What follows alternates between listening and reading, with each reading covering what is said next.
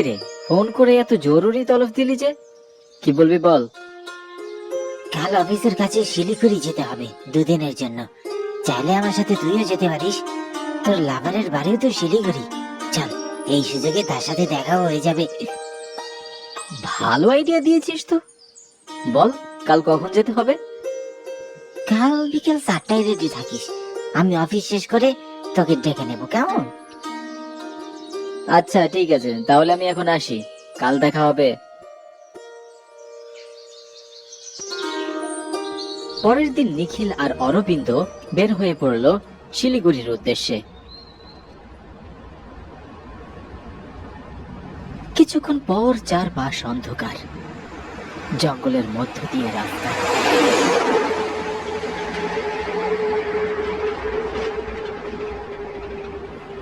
অরবিন্দ, তুই কি তোর ওয়ান সাইড লাভারকে বলেছিস যে তুই শিলিগুড়ি যাচ্ছিস? আরে না, আমি তো তাকে সারপ্রাইজ দেব। বাবা, তা কি ভাবলি? এবার কি প্রপোজ করবি নাকি? জানি না, করতে তো চাই, কিন্তু সামনে গেলেই আমার মুখ দিয়ে আর কোনো কথাই যেন বের হয় না। তুই হাসালি আমাকে। মেয়ে মানুষ দেখে এত ভয় পাস, সেটা তো আমি জানতাম না। মজা নিচ্ছিস? নে, ইচ্ছা মতো মজা নে।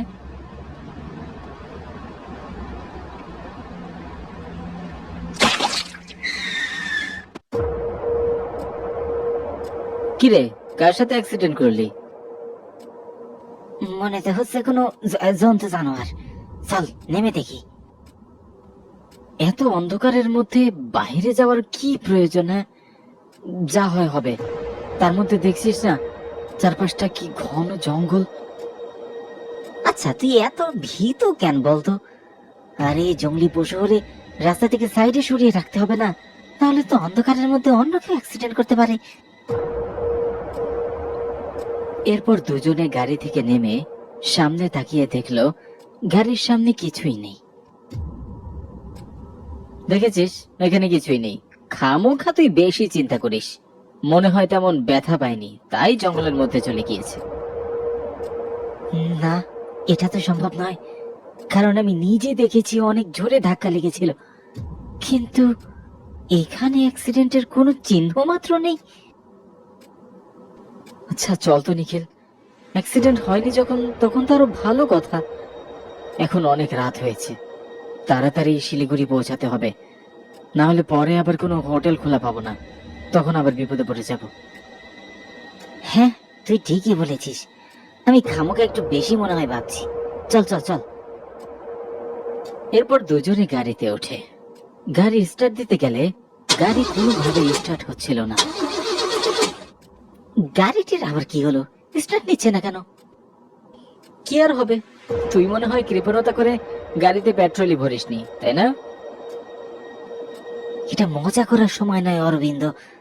একবার ভেবেছিস যদি গাড়ি স্টার্ট না হয় তাহলে এই জঙ্গলের মধ্যে আমরা কি করে থাকবো? হ্যাঁ, তা তো তুই ঠিকই বলেছিস। নিখিল বারবার তার গাড়িটি স্টার্ট দেওয়ার চেষ্টা করছিল, কিন্তু কিছুতেই গাড়িটি স্টার্ট নিচ্ছিল না। এদিকে রাত বেশ গভীর হতে লাগলো। অরবিন্দ, কি করা যায় বলতো? নিখিল, আমার না বেশ ভয় করছে। চারপাশটা একটু তাকিয়ে দেখ, সবকিছু কেমন গা ছমছমে।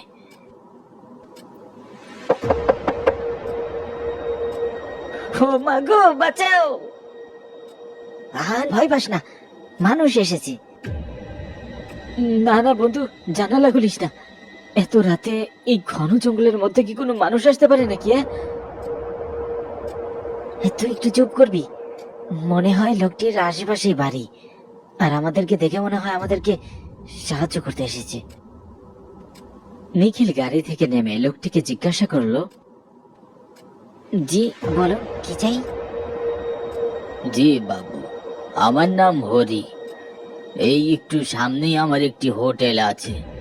আপনাদের দেখে মনে হচ্ছে আপনারা বিপদগ্রস্ত।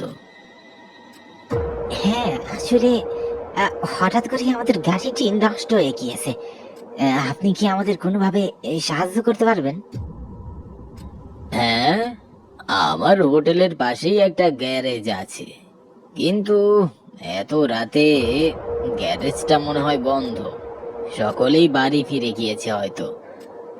আপনি চাইলে আজকের রাতটা আমার হোটেলে কাটিয়ে সকাল বেলায় আপনি আপনার গাড়িটা সারিয়ে নিতে পারবেন। আপনাকে যে কি বলে ধন্যবাদ দেব হরিদা, আপনি আমাদেরকে অনেক বড় একটা চিন্তা থেকে বাঁচালেন। না না বাবু, এসব আপনি কি বলছেন? এটাই তো আমার কাজ। এরপর নিখিল আর অরবিন্দ হরির পেছন পেছন হাঁটতে শুরু করলো।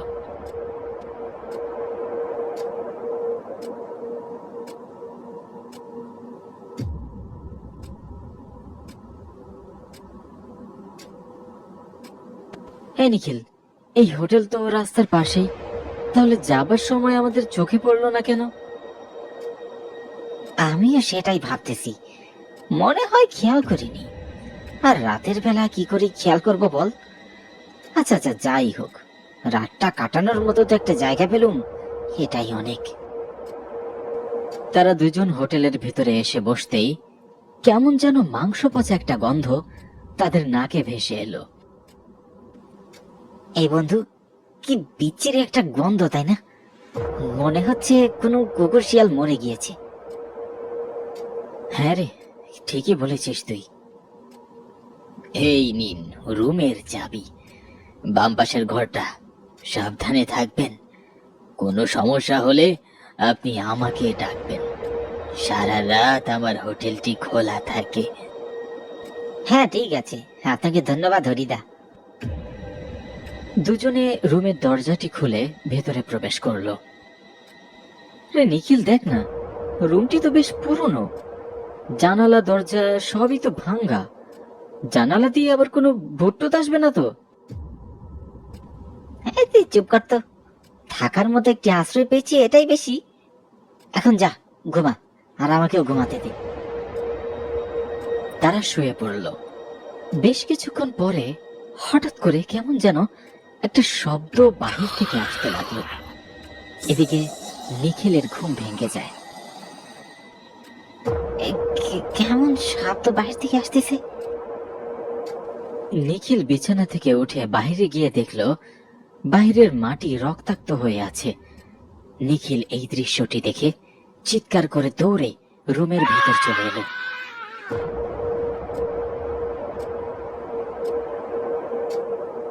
কি রে, কি হলো?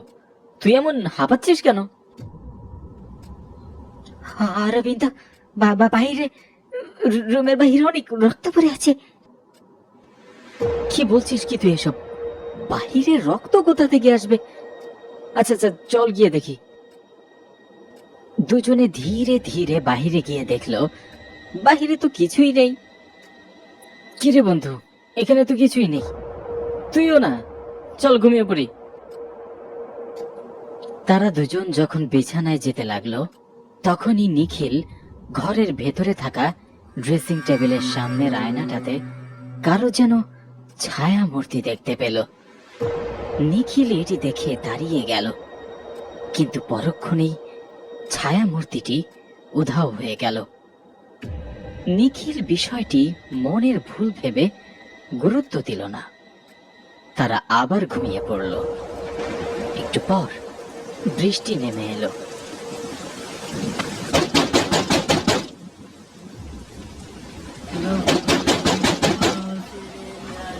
কিরে, এত রাতে গান গাইতে গাইতে দরজায় টাকাটাকি করছে কে? যা, এটা হরিদার কণ্ঠ নয় তো? বাইরে কে? আমার তো ভীষণ ভয় করছে বন্ধু। আমি দরজাটা খুলে দিচ্ছি। না বন্ধু না, দরজাটা খুলিস না এত রাতে।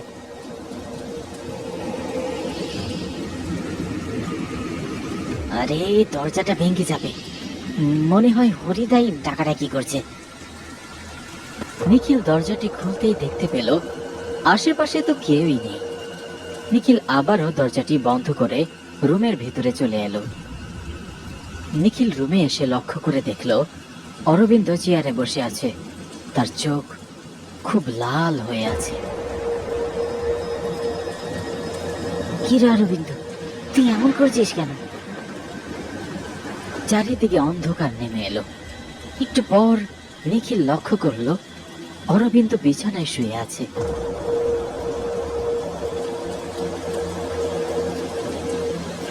সে কি রে, কিছুক্ষণ আগে তুই আমাকে এরকম করে ভয় দেখালি কেন? কি বলছিস কি তুই? আমি তোকে ভয় দেখাবো কোন দুঃখে? এখানে কেমন যেন সব অদ্ভুত লাগছে রে। চল আমরা হরিদার কাছে গিয়ে বিষয়গুলো খুলে বলি। আবার চারদিকে অন্ধকার নেমে এলো। শোন, ব্যাগ থেকে লাইটটা বের করে আলোটা জ্বালা। আমার কেমন যেন একটা ভয় ঠেকছে। ঘরে লাইট জ্বলে উঠল। সঙ্গে সঙ্গে নিখিল তাকিয়ে দেখলো তার সামনে ভয়ঙ্কর চেহারার কেউ একজন দাঁড়িয়ে আছে। তার গলাটি চেপে ধরলো। লাল লাল চোখ, মুখে কাটা দাগ, আর জন্তু জানোয়ারের মতো তার দাঁত। নিখিল অনেক কষ্টে গলাটি সরিয়ে নিল এবং তারা দুজনেই দৌড়ে হরিদার কাছে এলো।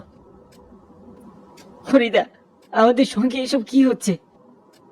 হরিদা পিছন ফিরে তাকাতেই দেখা গেল এখানেও সেই বিভৎস চেহারাধারী। তারা দুজন জ্ঞান হারিয়ে ফেলল। সকালবেলা তাদের জ্ঞান ফিরে এলো। চোখ মেলে তারা দেখলো সেখানে কোনো হোটেলের চিহ্ন মাত্র নেই, আর তাদের সামনে অনেক মানুষের ভিড়। দাদা, এখানে বহু বছর আগে হরিদার হোটেল ছিল। এই হরিদা অনেক ভালো মানুষ ছিল বটে, কিন্তু একদিন কিছু ছিনতাইকারী তাদের সব কিছু কেড়ে নেয়, আর তারা তাকে অস্ত্র দিয়ে টুকরো টুকরো করে তার ঘরের পেছনে রেখে দেয়। Thank you.